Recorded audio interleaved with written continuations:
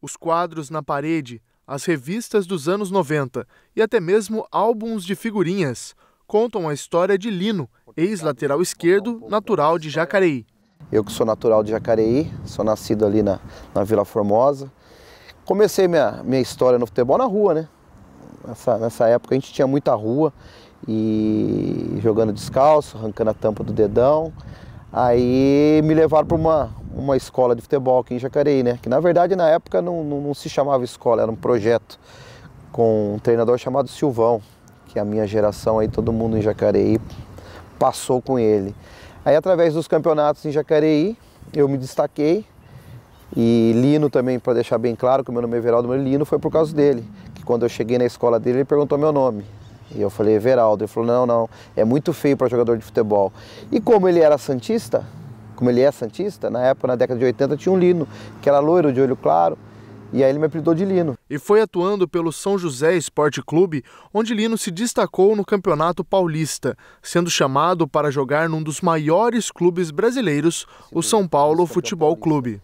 E no Campeonato Paulista, em 90, numa partida contra o São Paulo, em São José e lá na Barra Funda, eu acabei me destacando e fui morar embaixo da arquibancada, na minha época, né, não existia cotia.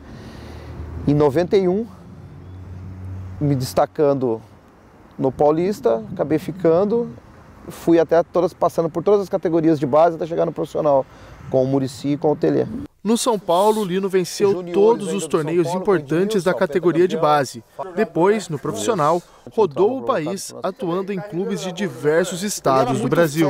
E aos 21 anos eu decidi sair, não tinha mais espaço para mim no São Paulo, porque essa equipe ainda estava alguns jogadores remanescentes do bicampeonato mundial lá ainda.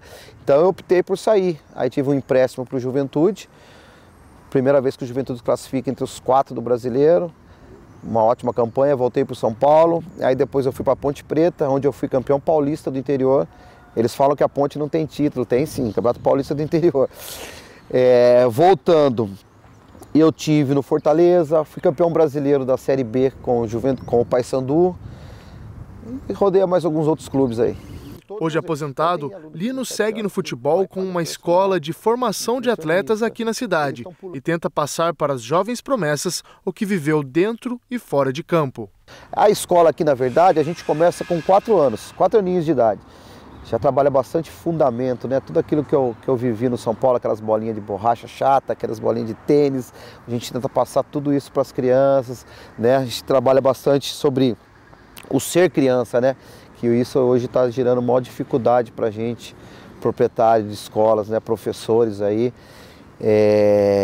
Todo mundo sonha em ser um jogador de futebol, como eu sonhava, claro. Só que hoje, como se ganha muito dinheiro, tem muito pai que está colocando isso na frente de tudo. Então tá passando etapas, pulando, criança deixando de ser criança para ser um atleta com 7 anos. Com 7 anos já tem pai pagando personal, pagando nutricionista, vendo o crescimento. Então é uma coisa que está preocupando muito a gente. E revisitando o passado por meio dos arquivos que possui, Lino se diz orgulhoso da sua trajetória no futebol. Faria tudo de novo, espetacular, chegar onde eu cheguei, né?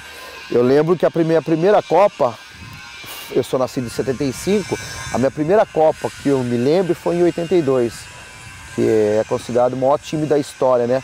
Eu acho que no mundo é o único time que é lembrado que não foi campeão. Então eu ver Falcão, Cerezo e Zico, e quando eu chego no profissional, na minha estreia no profissional, que eu olho do meu lado, na hora do hino, tá o Toninho Cerezo e o Telê, então assim, eu cheguei longe demais, né? Então hoje a minha missão como atleta foi cumprida e é onde eu tento hoje passar para as pessoas tudo aquilo que eu vivi.